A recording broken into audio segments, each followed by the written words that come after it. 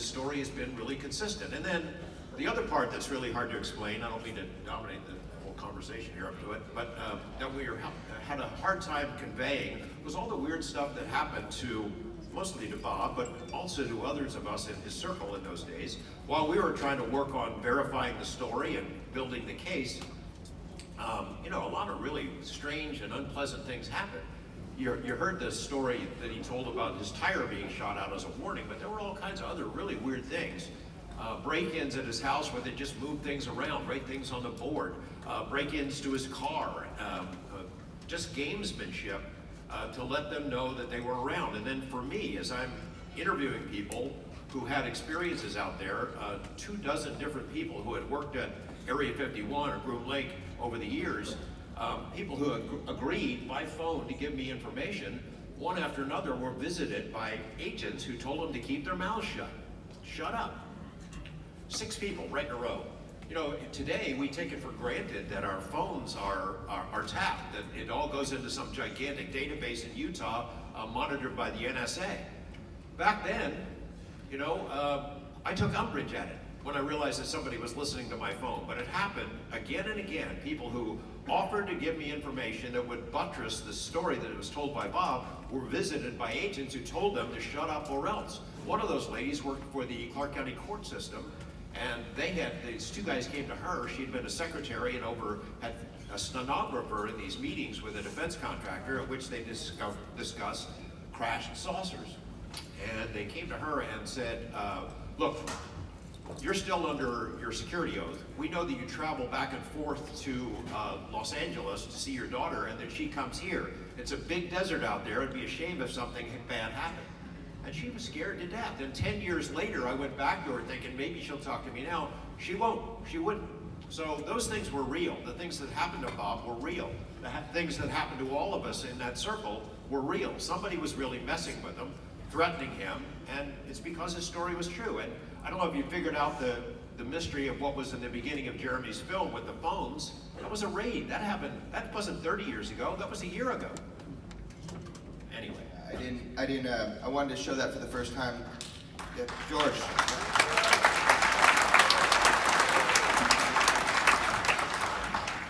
Yeah, I wanted to show you guys that, you know, for the first time. That was real. That did happen. I experienced it, and that was shocking because I didn't set out in the movie that something like that was going to happen. So I kind of am starting to understand a little bit. You can think whatever you want. That happened. So really, Bob, George and I are sitting here, and the thing is, you've never needed a defender. You've never needed somebody to talk for you. And people have said that. And the thing is, you've never needed it. You just didn't think it was worth your while, but you have a receptive audience here of people that, whether they believe it or not, they're willing to hear your story. And I think this is a different era and a new time. I feel that now.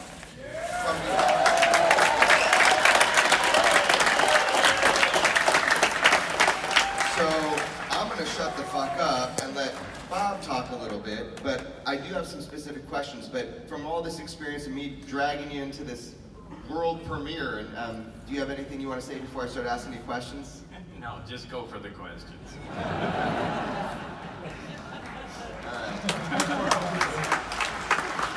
All right, I got one from my buddy Dan. In a clip from, and this is my fault as a filmmaker, I didn't clarify, you can't clarify everything. Dan, in a clip from Modern Day, he says he never saw an alien. But in the clip from 1989, he references seeing cadavers. That was, both clips were in my movie. Can he explain?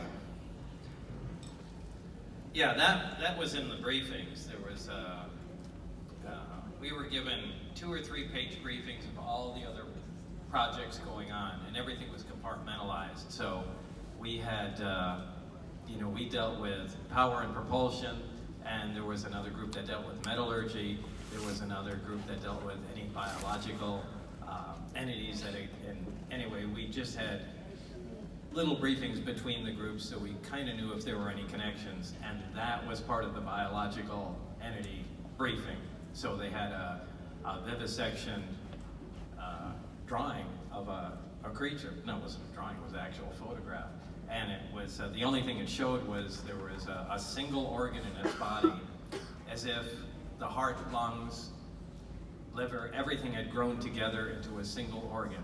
And they had cut that apart and were looking at the different chambers inside. And that's pretty much literally that all I got to see from that, but that was kind of fascinating in itself. And I mean, that's wild. I think people just kind of take that for granted. You're saying, and oh, everybody slip up on words. Oh, you said drawing first. Bob drew me a picture of the alien cadaver thing, or right. So that's another thing I noticed. You get on the air, even with George, who you've been friends for so long. Bob is so worried that you're gonna, when he's talking, if he says the wrong word, just listen for what he says. Don't just try to pick apart the words. I think that's so important. And I'm feeling like it's a new kind of day. But George, I know you also kind of hate having the camera on you, and you love that scene I did where you're in your house and there's awards behind you. You hated that thing. But I'll never do that again. Yeah, I am forever banned as being a filmmaker with you guys. But okay, look, let's get another question from the audience, unless you have something you want to pull up. Okay. So, by the way, did everybody like the movie?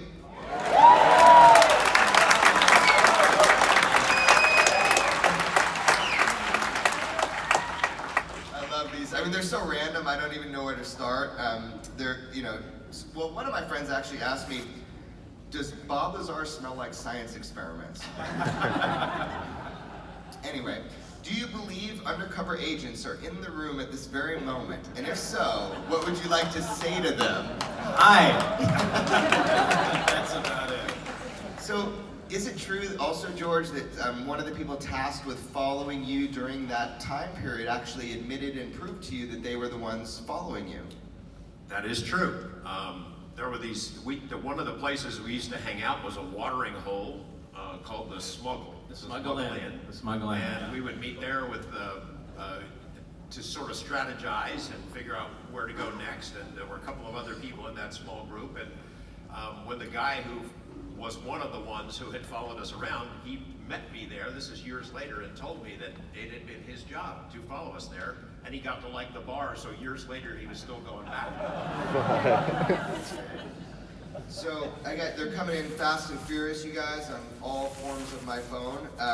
But I see one right here. Erica, you wanted to know, question for Bob. How close to duplicating the alien propulsion system did you achieve? Oh, we didn't. That's just about it. I mean, we couldn't even duplicate the material that, even the casing material, we didn't really even understand what was going on. It's one of those things where we can see what's happening and be proficient at using it. But there wasn't a single thing we could duplicate at all. At least at the time when I was there. I have no idea where they are at this point. Okay. What breakthrough, I can't really understand it, but it's my eyes. What breakthroughs did you come to with any of the research that you did there? Were there any breakthroughs? Did you experience any breakthroughs? I'm going to expand the question. Did you have any breakthroughs when you were working at S4 on alien spacecraft, Bob? Did you have breakthroughs? Well, anytime you were able to decipher something, it was a breakthrough. I mean, when we determined the fuel was a super heavy element, that was a breakthrough. When we finally figured out how the reactor and the amplifier worked together, that was a breakthrough. When we finally figured out how to shut the reactor off, that was a breakthrough. But I mean, every single thing was amazing to us. It's like, having a couple little children playing with advanced materials. It's just all, it's pretty much all luck. I guess, I'm going to put this down for a second. Some of the things I know that you probably want to know because it was news to me, and talking with George all these years and talking with Bob as well. Bob would say things and it would kind of hit me like, I didn't know that. If I've been researching this and I don't know it, I'm sure you don't. You said something to me recently. You said, look, I don't know for sure, 100%, that the physics I described and how it was is the way it worked. It was like magic. I was telling you to the best of my ability to what I think we got to. So Right. But people don't know that. So basically what I want you to explain to them, like you explained to me, is you're kind of giving it your best shot of how you think it worked, but you're not positive about it. No, there's no way to verify it 100%, and the situation we were in. We just really were able to observe and then come up with pretty much an educated guess as far as what's going on. But that's the best we could do at that time. Our friend Mark says, how fast does the super heavy element decay? Like, how fast does element 115, I guess, decay? Well, the 115 we have, the isotope we had, the isotope that powered the craft does not decay. That's a stable element. The element 115 that we synthesized recently, whether it was a few years ago, that does decay very quickly. And any element can have a whole host of isotopes. And those isotopes can have various half-lives or be stable. So the isotope of the 115 that's used in the craft is stable and does not decay. Funny little story, when gravity was admitted that it was a wave for sure, I call Bob. I'm like, Bob, vindication, man, they said gravity is a wave. And he goes, yeah, well, I had a 50-50 chance if you think about it, Jeremy. I was like, okay. And then additionally, it's like, Bob, they fabricated some atoms of element 115, and it's so cool. It's so hard to impress Bob Lazar about UFOs. It drives me freaking crazy. I just had to say that. I don't know, man. I just hope that you guys, through the movie, that you get a chance a little bit to get to know Bob, and he's not happy being up here. Like, he's doing me a favor. And it's not because he doesn't want to answer your questions. He tried a Twitter account for like a few months. I don't know, it's just you're kind of done, or I don't know. You talk for yourself, man. Yeah, You're uncomfortable, admit it. Yeah, no, I have social anxiety, so this is like, this is horrific to me. There will be a Bob. Hey guys, give Bob Lazar a hand.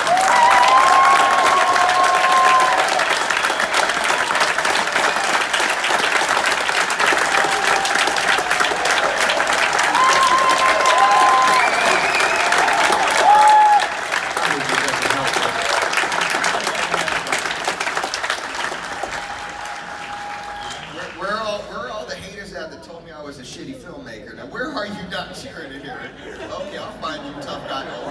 Again, you. I know I'm number one. Okay, so. George. I want to say thanks to some friends of ours from Buddha Jones, the company that produced these great trailers. The trailers that you saw is the best company in the business, and they're here. Can I elaborate? Okay, so I make films all alone in a room, and Buddha Jones, this amazing company, they did the trailer. He's a friend of George's from way back in the day. Saved my ass. I can't apparently cut a trailer worth shit. Buddha Jones, you are the gods of the trailer. John Long, I want to meet you. Thank you. I've got stories about John Long. I bet you do. Dude, let's get back to Bob. Okay.